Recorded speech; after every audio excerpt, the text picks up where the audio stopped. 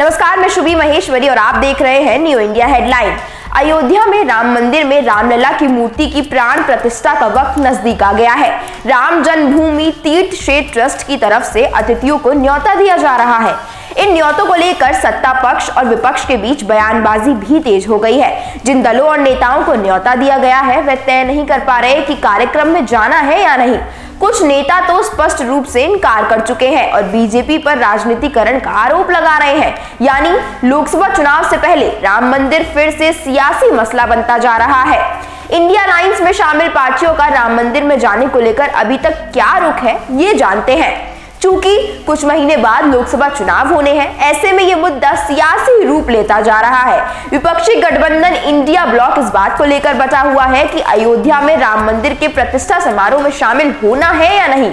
एक तरफ पार्टियों को डर है कि यदि वे इसमें शामिल नहीं हुए तो उन्हें हिंदू विरोधी बताकर घेरा जाएगा, तो दूसरी तरफ उन्हें यह भी लगता है कि यदि वे शामिल हुए तो बीजेपी के हाथों में खेले जाने के आरोप लगाए जाएंगे। फिलहाल विपक्ष का इंडिया गुट गंभीर राजनीतिक भंवर में फंस गया है। तो दुविधा क्या है? कांग्रेस नेता शशि थरूर का बयान इसे पूरी तरह से स्पष्ट कर देता है। थरूर ने गुरुवार को कहा, यदि आप जाते हैं तो इसका मतलब है कि आप बीजेपी के हाथों में खेल रहे हैं। यदि आप नहीं जाते हैं तो इसका मतलब है कि आप हिंदू विरोधी हैं। यह बकवास है। बताते चले, सीपीएम महासचिव सीताराम येचुरी पहले राजनेता थे जिन्होंने प्रतिष्ठा समारोह में शामिल होने का निमंत्रण ठुकरा दिया था। 26 दिसंबर को येचुरी ने कहा वे अयोध्या कार्यक्रम में शामिल नहीं होंगे। उन्होंने न्योते को अस्वीकार करने का कारण धार्मिक कार्यक्रम का राजनीतिकरण बताया। वहीं तृणमूल कांग्रेस भी सीपीएम की लाइन पर चल सकती है। सूत्रों ने बताया कि टीएमसी प्रमुख ममता बनर्जी के राम मंदिर कार्यक्रम में शामिल न होने की संभावना है। हालांकि टीएमसी के आधिकारिक तौर पर अपने फैसले की घोषणा नहीं की है, लेकिन इसके प्रमुख नेता ममता बनर्जी के करीबी सूत्रों का कहना है कि पार्टी बीजेपी के राजनीतिक नैरेटिव में शामिल होने से सावधान है। ये भी कहा जा रहा है कि तृणमूल को यह संदेह है कि बीजेपी मंदिर निर्माण को 2024 के आम चुनाव में एक मुद्दे के रूप में इस्तेमाल कर सकती है। शिवसेना के उद्धव ठाकरे गुट ने घोषणा की कि उसका कोई भी कार्यकर्ता या नेता 22 जनवरी के कार्यक्रम में शामिल नहीं होगा।